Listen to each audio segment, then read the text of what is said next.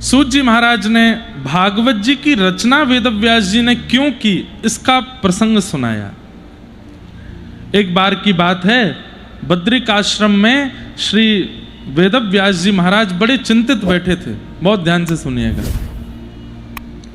और तभी वहां नारद जी का आगमन हुआ। नारद जी महाराज ने आकर के वेदव्यास जी के मुखमंडल की मलिनता को देख करके पूछा, हे व्यास जी, इतने दुखी क्यों हैं आप, क्या बात है?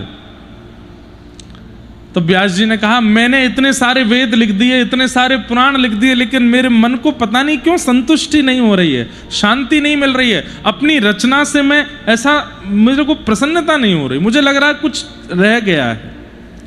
तब नारद जी हंस करके बोले, मैं बताऊं क्या रहा? बोले बताइए। तो भवतानुदित प्रायम यशो भगवतो मलम ये नैवासौ न तुष्येत मन्ये तव दर्शनम मन्ये तद्दर्शनम खिलम। नारद जी महाराज कहते हैं कि नाथ, आपने जितने भी ग्रंथ लिखे हैं, जितने भी पुराण लिखे हैं, जितनी भी रचनाएं आपने की हैं, उन सब में घुमा फिरा करके चार ही बातें लिखी हैं आपने, धर्म, अर्थ, काम और मोक्ष। बहुत ध्यान से सुनिएगा सब लोग। हम आप सब लोगों का जीवन चार क्रियाओं में ही रहता है, धर्म, अर्थ, काम और मोक्ष। सुबह उठते ही अधिकतर लोग क्या करते हैं? स्नान करते हैं। स्नान करना धर्म है। बाल भोग करते हैं, वह भी धर्म है। मंदिर ही जाना धर्म नहीं कहलाता है। अपने अब सुबह होते ही उठना, यह भी धर्म है। कई लोग सुबह उठते ही उठते भी नहीं है, वो अधर्म ही है एक प्रकार का। कई लोग नहाते नहीं है। एक बार पिताजी की कथा कहीं विदेश में थी, तो एक युवा लड़की थी, उसने कहा, महाराज जी सुबह आपको वहां जाना है प्रवचन करने, मेरा तो ऑफिस है, मैं तो नहीं जा पाऊंगी, पर मैं आपको वहां ड्रॉप कर दूंगी। पिताजी बोले ठीक है। सुबह जल्दी जल्दी 7 बजे करीब दोनों बैठे गाड़ी में, तो पिताजी बोले, बेटा मैं 5 बजे उठ गया था। तब मैंने पूछा कि तुम उठ गई? तो बोले नहीं उठी। फिर मैंने 6 बजे पूछा कि उठ गई? बोले नहीं उठी। मैं 6:30 बजे पूछा कि उठ गई? बोले नहीं उठी। फिर मैं 6:45 बजे जब बाहर आया तो तुम मुझे तैयार मिली। ये तुम 10-15 मिनट में इतनी जल्दी नहा धो कैसे ली? बोले नहीं नहीं, मैं नहा के थोड़ी आई हूं। बोले तुम ऑफिस जा रही हो, शाम को 5 बजे वापस आओगी, नहाई नहीं? बोले नहीं, मैं रात को नहा के ही सोई थी, रात को नहा ली थी। और कई बार तो महाराज जी हम, जरूरी नहीं है वीकली एवरीडे नहाना है, कभी कभी नहा लेते हैं, बाकी दिन बस फेस वॉश करते जाते हैं। अधर्म है ये। नित्य स्नान करना है, क्योंकि ये देह देवालय है, हरि इसके अंदर रहते हैं। इसका मार्जन करना, इसको शुद्ध रखना, इसको पवित्र रखना हमारा कर्तव्य है, धर्म है। धर्म मतलब केवल कथा सुनना, आरती करना, मंदिर जाना, परिक्रमा करना, तीर्थ यात्रा करना, ये सब जो आप अपने शरीर के लिए करते हैं वो सब धर्म है। हम लोगों का जीवन किस में चलता है? धर्म पहला। दूसरे, हमारे जीवन में आवश्यक क्या है? अर्थ। इसके बिना काम नहीं चलता, सबको चाहिए। छोटे से छोटा, बड़े से बड़ा, ऐसा कोई होए है ही नहीं जो इसके बिना जी रहा हो, सबको चाहिए। कई लोग धन स्पर्श नहीं करते। महाराज जी आप धन नहीं छूते ना, धर दो, चिमटा से उठा के धर लेंगे, हाथ नहीं छुआएंगे। धर्म, अर्थ। और दूसरा है काम। काम का मतलब केवल काम स्वरूप नहीं है, काम का मतलब कामना सबकी होती है। ऐसा कोई नहीं है संसार में जिसकी कोई कामना ना हो। धर्म, अर्थ, काम। और चौथा जो सबको चाहिए, मोक्ष। चाहे दुनिया मर के पाप कर लिए हों, लेकिन चाहिए मोक्ष। और इसका प्रमाण गंगा दशहरा के दिन देख लो, हर की पौड़ी पर कितने लोग नहाने जाते हैं। क्यों? आज के दिन नहाने से पाप निकल जाएंगे सबरे, अब तक जितने किए सब खत्म। क्यों? मोक्ष मिलेगा, मोक्ष की कामना सबको है। हे वेदव्यास जी, आपने इन 4 बातों को ही बताया है। धर्म कैसे सुधारा जाए, अर्थ कैसे किया जाए, कामना शुद्ध कैसे की जाए, मोक्ष की प्राप्ति कैसे हो। आपने सारे ग्रंथों में यही लिखा है, बस किसी में ज्यादा किसी में कम, यही है और कुछ नहीं। तो वेदव्यास जी बोले इसके अलावा और किस बात का प्रतिपादन करना चाहिए? बोले पंचम धर्म। बोले 5वां धर्म क्या है? प्रेम। आपने उसका वर्णन नहीं किया।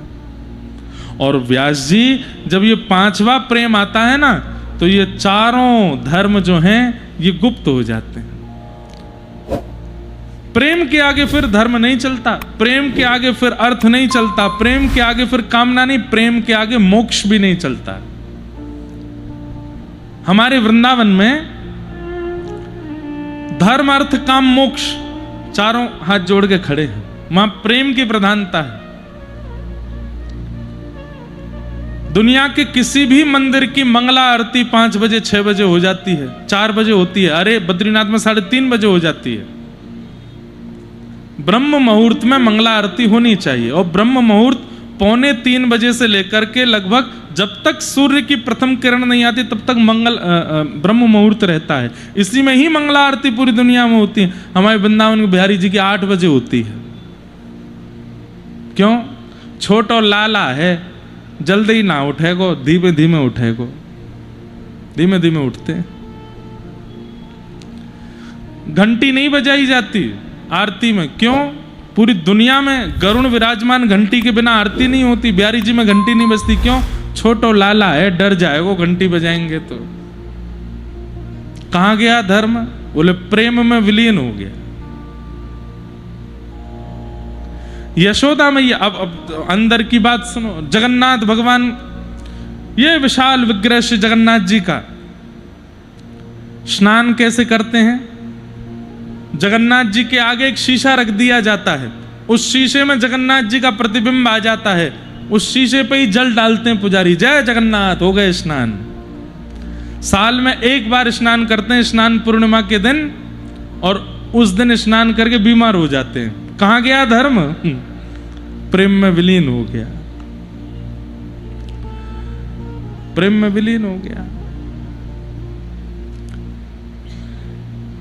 ऐसे ही अर्थ, ऐसे ही काम और ऐसे ही मोक्ष, जहां प्रेम की प्रधानता आ जाती है वहां पर इन सब का। हमारे कुम्भनदास जी महाराज व्रजमंडल में जन्मे भगवान के 8 सखाओं में से एक सखा श्री कुम्भनदास जी, राजा अपनी संपूर्ण संपत्ति उनको दान करने के लिए आया, लेकिन जिस समय आया था उस समय कुम्भनदास जी की गोद में ठाकुर जी बैठे खेल रहे थे, और कुम्भनदास जी की ठोड़ी पकड़ करके ऐसे ऐसे कर रहे थे। कुम्भनदास जी की झोंपड़ी ऐसी थी कि बारिश होती थी तो कमर कमर तक पानी भर जाता था। और कुम्भनदास जी के विषय में आता है कि श्री कुम्भनदास जी के घर में देखने के लिए शीशा नहीं था। तिलक स्वरूप कैसे करते थे? ठाकुर जी सामने खड़े होके बताते, हाँ कुम्भना यहाँ धल ले, अब खींच ले ऊपर, हाँ नीचे तो गोली कर ले, यहाँ खींच ले, लग गो तिलक है गो, बहुत बढ़िया। आरसी नहीं है, या तो जल में अपना मुख देख करके श्री लगाते हैं या ठाकुर जी उनकी श्री लगवाते हैं। ऐसी परिस्थिति कुम्भनदास जी के घर की। तब फतेहपुर सीकर का राजा अपनी सारी संपत्ति उनको दान करने के लिए आया। जैसे ही राजा ने कक्ष में प्रवेश किया, गोद में बैठे ठाकुर जी अंतर ध्यान हो गए। हे महाराज, आप कुम्भनदास जी हैं, मैं अपनी संपत्ति लेकर के आया हूं, आपके चरणों में अर्पित करना चाहता हूं। कुम्भनदास जी यहाँ रो रहे हैं, ढूंढ रहे हैं, लाला तू कहाँ चलोगो? अरे कछु तो कह रहे हो, पता ना कहाँ चलोगे हो, कभी यहाँ ढूंढे वहां ढूंढे, सब जगह ढूंढे, ठाकुर जी नहीं मिले। ढूंढते ढूंढते रोते रोते, तू कौन है भैया, कहाँ से आयो? मैं उस जगह का राजा हूं, अपनी संपत्ति ले, भैया लाओ तिजोरियां भीतर धरो। कुम्भनदास जी चरणों में गिर गए, बोले तेरे हाथ जोड़ूं, पांव पूजूं, अब ही लौट जा यहां से, और ये सब ले जा अपने संग।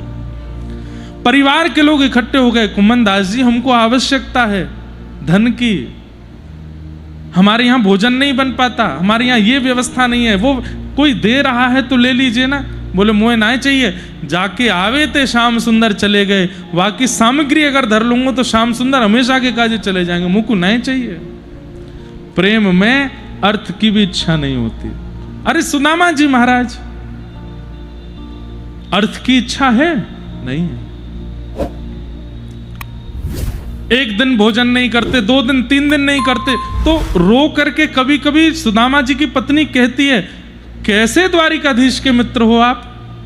अरे इतना बुरा जीवन तो किसी का नहीं होगा, 4-4 5-5 दिन भूखा रहना पड़ता है हमें। अरे आज तो कहीं से अन्न मांग लाओ। तो सुदामा जी कहते, आज एकादशी है, 5 दिन से भोजन पाया नहीं और आज एकादशी, आज भी मत करो। पत्नी क्रोध में भर जाती, पता नहीं कहां से मेरा ब्याह ऐसे हो गया, आप कैसा भाव रखते हैं, और ठाकुर जी की क्या कृपा है? कोई कृपा नहीं, हम पर कोई कृपा नहीं। सुदामा जी बोले, देवी शास्त्र आज्ञा करते हैं, जिस दिन व्यक्ति एकादशी करता है, अन्न सेवन नहीं करता, अन्य दिन तो वो ठाकुर जी को याद करता है, पर जिस दिन वो अन्न सेवन नहीं करता, ठाकुर जी उसको याद करते हैं। पर दुनिया के लोग महीने में 2 ही बार व्रत रखते हैं। मैं और तू कितने भाग्यशाली हैं, हफ्ते हफ्ते हमारा व्रत होता है, मतलब ठाकुर जी हमको रोज याद करते हैं। अरे आनंद मना, सुख मना। सिर पर हाथ धर के बैठ जाती, कैसे हैं आप? क्यों? प्रेम में अर्थ की इच्छा नहीं होती, अर्थ की इच्छा नहीं है। प्रेम में कोई कामना नहीं होती। आहा, व्रज की गोपियां जब श्री कृष्ण सामने खड़े थे, शरद पूर्णिमा की रात्रि थी, और कन्हैया कह रहे हैं कि तुम गोपियां सब वापस लौट जाओ अपने घर को, तब गोपियां वहां कहती हैं, मैं एवं विभोर हति भवान गदितुम नृशंसम संतज्य सर्व विषयां स्तव पादमूलम भक्ता भज सदुर्वग्रहमात्यजास्मा देवो यथादि पुरुषो भजते मुमुक्षु। गोपियां कहती हैं, हे श्याम सुंदर, हम आधी रात में आपसे मिलने के लिए आई हैं, कहीं हमको देख करके आपके मन में ये तो नहीं आ रहा कि जैसे एक कामजन्य स्त्री किसी पुरुष की इच्छा रखती, कहीं हमारी ऐसी इच्छा तो नहीं? नहीं नाथ, आपने ही कहा है कि सब छोड़ के मेरी शरण में आओ, मैं स्वीकार करता हूं। हम सब छोड़ करके आपकी शरण में आ गई हैं, लेकिन नाथ हमारी कोई कामना नहीं है आपसे। हम आपसे प्रेम करती हैं, पर हमारा प्रेम मिलन में नहीं है कि आप हमको मिलो।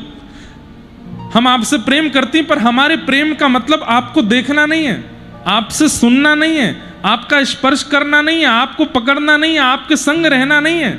ये संसार का जो प्यार है वो हमारा प्रेम नहीं है। ठाकुर जी बोले, तो फिर तुम्हारे प्रेम में क्या है? बोले, केवल हमें बोल दो कि आपने हमें स्वीकार कर लिया, उसके बाद वर्षों के लिए चले जाओ।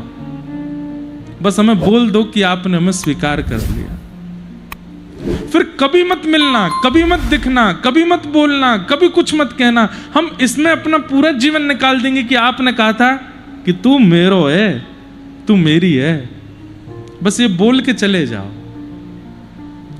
मिलन प्रेम नहीं हमारे लिए, देखना प्रेम नहीं हमारे लिए, बात करना प्रेम नहीं हमारे लिए, स्पर्श करना प्रेम नहीं हमारे लिए।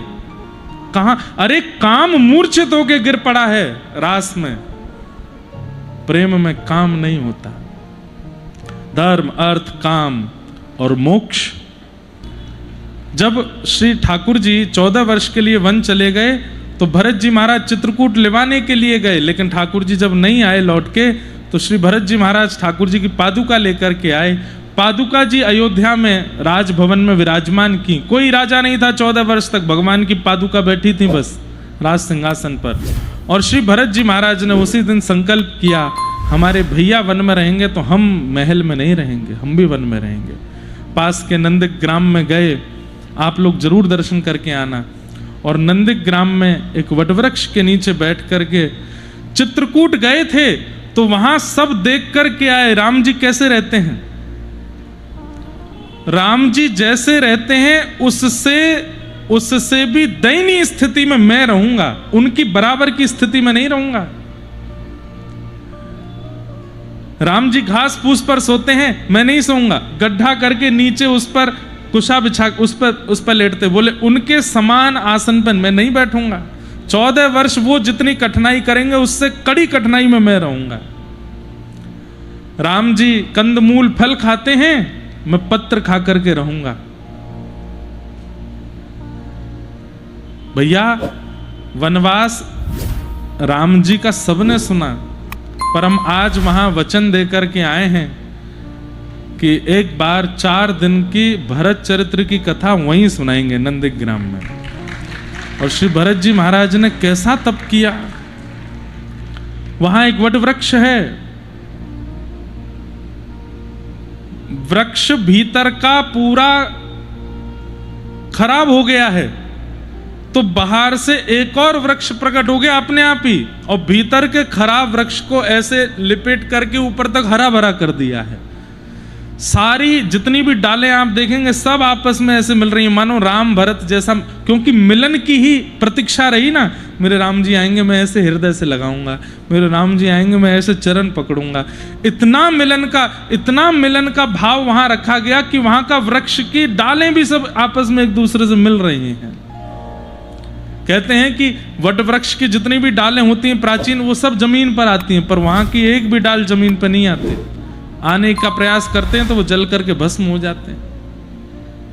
ऐसे सुंदर सुंदर वहां दर्शन करके आए।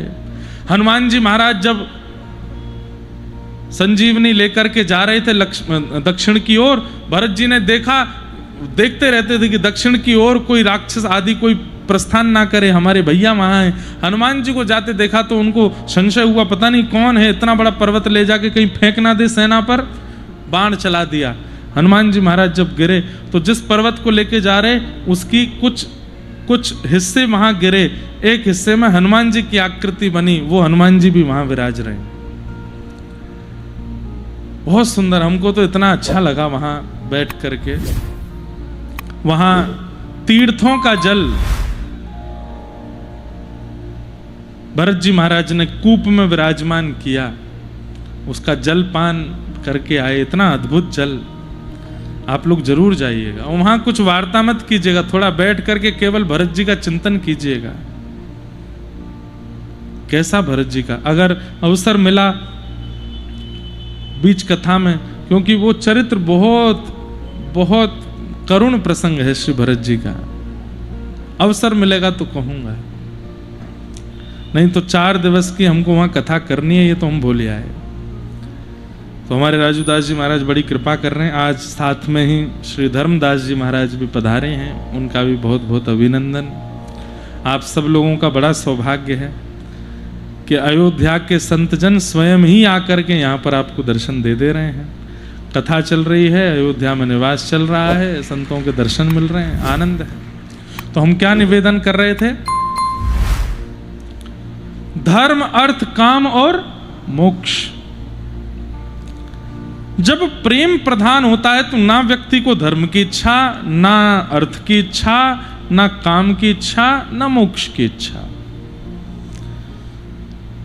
भगवान श्री राम साकेत प्रस्थान कर रहे हैं अपनी लीला पूरी करके, सबके लिए विमान आया, सबको बैठा करके। कहते हैं कि महाराज कीट पतंगा जीव जंतु सबको लेकर के गए भगवान। अयोध्या में जो भी था कोई नहीं, सब साकेत गए थे, एकमात्र हनुमान जी नहीं गए। हनुमान जी प्रार्थना करते हुए कहते हैं, भगवान साकेत में आपकी कथा सुनने को मिलेगी? तो बोले साकेत में कथा नहीं होती। बोले तो फिर हम साकेत जाके क्या करेंगे? बोले क्यों नहीं होती कथा? बोले जहां हम प्रत्यक्ष बैठे हैं वहां कथा की क्या आवश्यकता है? हम सामने बैठे हैं, कथा तो वहां सुनी जाती है जहां हमारा वियोग हो, हमारी याद आ रही हो, हमारा भाव हो, कुछ सीखना हो। पर हम मिल गए तो सब सीख जाते हैं, सब मिल जाता है, सब वियोग दूर हो जाता है, वहां कथा का क्या भाव? तो हनुमान जी महाराज बोले फिर आप ही जाइए, हम नहीं जाएंगे, हम तो यहीं पृथ्वी पर रहेंगे, आपकी कथा सुनते रहेंगे। और हनुमान जी साकेत नहीं गए, जाते रहते हैं हनुमान जी बीच बीच में दर्शन करने, पर श्री हनुमान जी महाराज तो धराधाम पर ही रहते हैं, पृथ्वी पर ही विराजते हैं। मोक्ष की भी कामना नहीं होती है जब प्रेम प्रगाढ़ हो जाता है। धर्म अर्थ काम मोक्ष प्रेम के आगे नतमस्तक हो जाते हैं। नारद जी महाराज कह रहे हैं कि हे व्यास जी, आपने जितने भी ग्रंथ लिखे हैं उनमें धर्म अर्थ काम मोक्ष की प्रधानता बताई, इसलिए आपका चित्त अशांत सा रहता है। एक ग्रंथ ऐसा लिखिए जिसमें प्रेम प्रधान हो। व्यास जी बोले, प्रेम की प्रधानता कैसे बताऊं? बोले, ठाकुर जी का ऐश्वर्य मत बताइए। भगवान कितने बलवान हैं, कितने विराट हैं, कितने ज्ञानी हैं, कितने ऐसे, ये सब मत बताइए। वो कितने प्रेमी हैं किसी ग्रंथ में ये वर्णन कर दीजिए, आपका चित्त शांत होगा। न यद्वचश्चित्र पदम हरेर्यशो जगत पवित्रम प्रगणित करहिचित तद्वायुषम तीर्थ मुशन्ति मानसा न यत्र हंसा निर्मन्यु शिक्षया। जो प्रेमी हैं उनके लिए तो कुछ लिखिए। एक कथा हम सुनाते हैं कि कर्माबाई, नाम तो सबने सुना होगा, कर्माबाई रोज सुबह सुबह खिचड़ी बनाती और जगन्नाथ महाप्रभु दौड़ के आते उसकी खिचड़ी खाने। कहते हैं कि कर्माबाई जल्दी के कारण स्नान भी नहीं करती, और जब पहली बार घटना घटी कर्माबाई के साथ तब तो और ही अद्भुत थी। पिताजी कह के गए कि ठाकुर जी का भोग लगाना, बिना भोग लगाए तुम मत पाना। तो बिना नहाए धोए कर्माबाई ने खिचड़ी बनाई। दांतुन करते करते बना रही थी तो लगा कहीं जल ना जाए, तो दांतुन के पिछले भाग से चला दी खिचड़ी, और उस खिचड़ी को खाने महाप्रभु जगन्नाथ दौड़ के आए।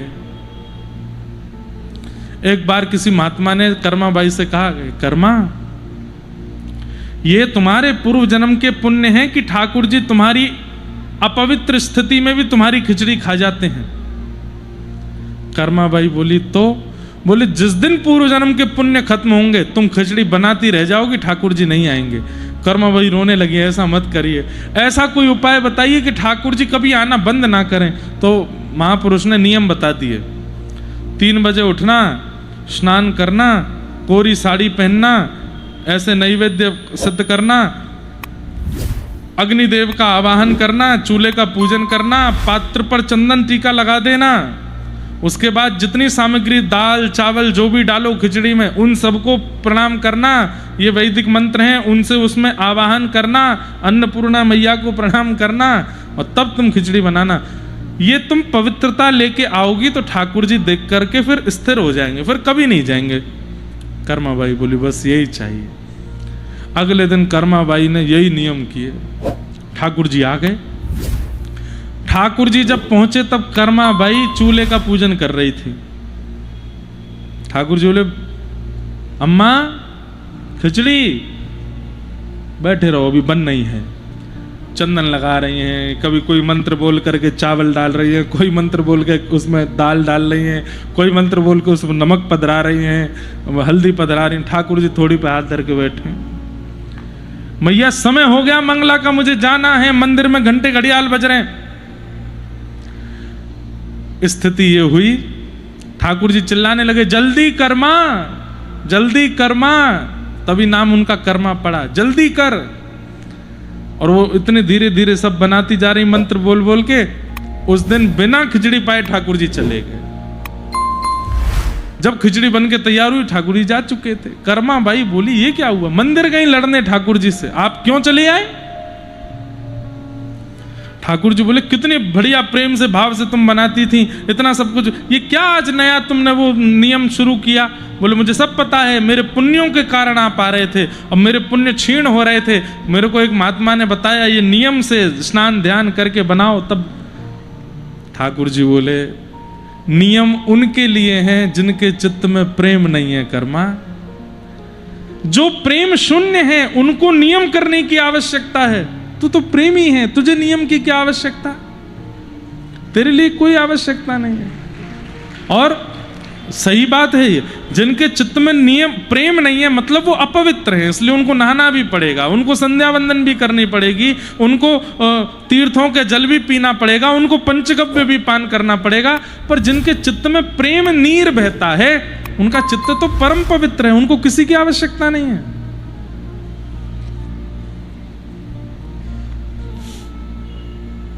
मधुमंगल श्री दामाद जिनके मुंह पे लगी हुई कढ़ी ठाकुर जी जीभ से चाट जाते हैं, क्या करते थे वे? कुछ नहीं, केवल प्रेमी थे। प्रेम से पवित्र संसार में कुछ नहीं है। और दुर्भाग्य की बात है, आज प्रतिशत भर भी प्रेम किसी के चित्त में नहीं है। सब स्वार्थी हैं, स्वार्थ लाग करहि सब प्रीति।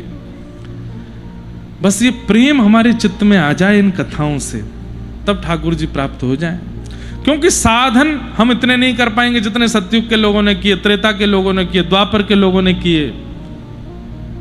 कलयुग में तो केवल प्रेम ही है जिससे ठाकुर जी मिलेंगे। तो नारद जी महाराज ने वेदव्यास जी को समझाया कि ऐसा कोई ग्रंथ लिखिए जिसमें प्रेम प्रधान हो। भगवत तत्व की प्रधानता तो बहुत देखी लोगों ने। ठाकुर जी विराट हैं, ठाकुर जी ऐसे हैं, ठाकुर जी पराक्रमी, वो जगत नियंता जगदाधार, पर वो प्रेमी कैसे हैं? कहीं पर ये भी तो वर्णन करो, उनके प्रेम का वर्णन करो। वो कैसे गोपियों के यहां जाकर के माखन चुरा लेते हैं, कैसे ग्वाल बालों के संग मधुर मधुर लीला कर लेते हैं, कैसे कभी किसी गोपी के कहने पर, अरे क्या रसखान जी का ये वाक्य सबको याद होगा, ताहि अहीर की छोहरिया, आगे क्या है, छछिया भरी छाछ पे नाच नचायो। छछिया किसको कहते हैं? इसको छछिया बोलते हैं। ये ऐसे भी आप करोगे, ये छछिया नहीं है, इसको सीधा रखो। सीधा रखने पर जितना गड्ढा बनेगा इसको छछिया बोलते हैं। और इसमें जितनी छाछ आ जाए उतनी छाछ पर व्रज की गोपियां ठाकुर जी को नचा देती हैं। कैसे? यशोदा मैया मटका में जल भरने के लिए जा रही हैं, पीछे पीछे पल्लू पकड़ करके छोटे से गोपाल जी चल रहे हैं। इतने में ही एक गोपी अपने हाथ में 5-10 बूंद छाछ लेकर के और खिड़की से ऐसे बाहर निकालती है, बोले लाला आजा खा ले पी ले। तो ठाकुर जी छचिया भर छाछ पे ही रीझ जाते हैं, मैया को पल्लू छोड़ दें, वह गोपी के घर में घुस जाएं। गोपी के घर में घुसते गोपी भीतर से किवाड़ बंद करे, चटकनी लगावे। ठाकुर जी के कहाँ है छाछ, छाछ पिवाओ। ठाकुर जी बोले हम बे छाछ पीवे गो गोपी के। अच्छा चल एक काम कर, बोले कहा बंदर कैसे करे लाला, करके दिखाइयो। सो ठाकुर जी बंदर की तरह करते हैं। अच्छा लाला गैया कैसे चलने, चल के दिखाइयो। तो ठाकुर जी गैया की तरह चलते हैं। फिर पूछते हैं कहाँ है छाछ, मुझको छाछ पीनी है। अच्छा लाला नक नाच के दिखा दे। सो ठाकुर जी ठुमक ठुमक के नाचने लगते हैं, फिर रोते हैं, मुझको छाछ चाहिए, जल्दी पिवा दे गोपी। लाला एक बार मेरे हृदय से लग जा। ठाकुर जी हृदय से लग जाए, फिर कहें अब मुझको छाछ पिवाए दे। अच्छा एक बार यहां अपने अधर को स्पर्श करा दे। ठाकुर जी स्पर्श, अब तो दे दे मुझको छाछ। बोले अपने दोनों हाथ मेरे सिर पर धर दे। धर दिए गोपी, अब तो दे दे छाछ। बोले मैं ना देरी, चलो जा जा। ठाकुर जी रोते रोते जामे, मैया जे गोपी बहुत खिजायो, ये गोपी मुझको बहुत खिजामे। रसखान कह रहे हैं ब्रह्मादि देवता 4 मुखों से स्तुति गाते हैं, ठाकुर जी उनकी तरफ देखते तक नहीं है। बड़े बड़े गंधर्व जन नाद ब्रह्म स्वर प्रकट होकर के ठाकुर जी की वंदना करते हैं। ठाकुर जी नेत्र बंद करके पौड़े रहते हैं। लेकिन वही ब्रह्म जब ब्रजमंडल में आता है तो ये गोबर थापने वाली गोपियां जो कभी विद्यालय नहीं गई, कभी विश्वविद्यालय नहीं गई, किसी गुरु की सन्निधि में नहीं गई, छचिया भरी छाछ पे नाच नचायो। कैसे? प्रेम, केवल प्रेम। व्यास जी ये लीला आपने कहीं लिखी? इतने पुराण आपने लिख दिए, कहीं पर भी ये लिखा कि इतनी सी छाछ पर ठाकुर जी मोहित हो जाते हैं?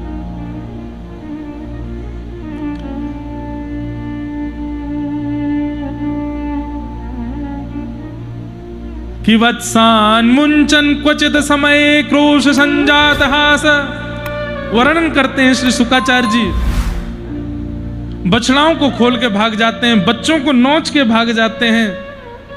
अरे एक जगह तो ऐसा वर्णन किया है, मेहनादीनि वास्तव, जिस घर से ठाकुर जी को मक्खन नहीं मिलता, जैसे कोई गोपी बहुत प्रोटेक्शन अगर कर ले, ठाकुर जी नहीं जा पावे, सो ठाकुर जी उस घर के बाहर कोयला से ऐसे निशान बना देते हैं। बोले अब मोकू तुमने मक्खन नहीं दियो, मैं भी देखूंगा कि कल तुम्हारे घर में भोजन कैसे बने।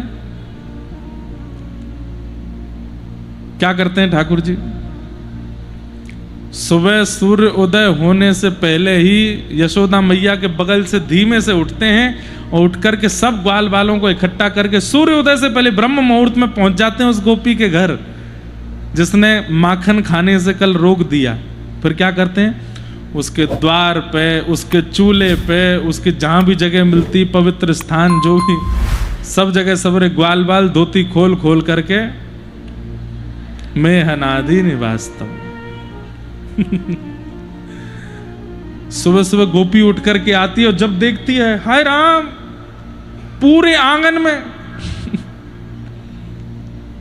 तब ठाकुर जी तेने हमारे पेट पूजा रोकी, हमने तेरी रोक दी, ले तेरे चूल्हा कोई कल्याण कर दियो। अब ये बात आपने कहीं लिखी कि परमात्मा ऐसे भी करते हैं? व्यास जी बोले ऐसा तो मैंने कहीं नहीं लिखा। बोले इसीलिए आपका मन अशांत है। ऐसा कुछ वर्णन कीजिए, ऐसी कोई रचना कीजिए जिसके भाव से लोगों में ठाकुर जी के प्रति सम्मान नहीं, ठाकुर जी के प्रति श्रद्धा नहीं, ठाकुर जी के प्रति समर्पण नहीं, ठाकुर जी के प्रति प्रेम उत्पन्न हो, उनके नेत्रों से झरझर अश्रु बहने लग जाएं। ऐसा भाव कहीं लिखिए, तब आपके मन को शांति मिलेगी। तब वेद व्यास जी महाराज ने, नारद जी ने फिर अपने पूर्व जन्म की कथा बताई कि मैं एक दासी पुत्र था और आदि आदि सब भाव बताए। नारद जी महाराज की भाव सुन करके श्री वेद व्यास जी ने समाधि लगाई और समाधि नानुस्मर तद विचेष्टितम, समाधि लगा करके जब नेत्र खोले हैं तो श्रीमद् भागवत संहिता उत्पन्न हो गई। बोलो भागवत महापुराण की। सब ग्रंथ सब शास्त्रों का उद्गम धर्म से होगा, अर्थ से होगा, काम से होगा, मोक्ष से होगा, ज्ञान से होगा, वैराग्य से होगा, त्याग से होगा, पर श्रीमद् भागवत जी का उद्गम प्रेम से है। ये प्रेम से प्रकट हुई है और इनके फलस्वरूप भी प्रेम ही मिलता है। अगर कथा सुनने के बाद प्रेम नहीं मिला, इसका मतलब कथा सुनी नहीं आपने, प्रेम मिलता है।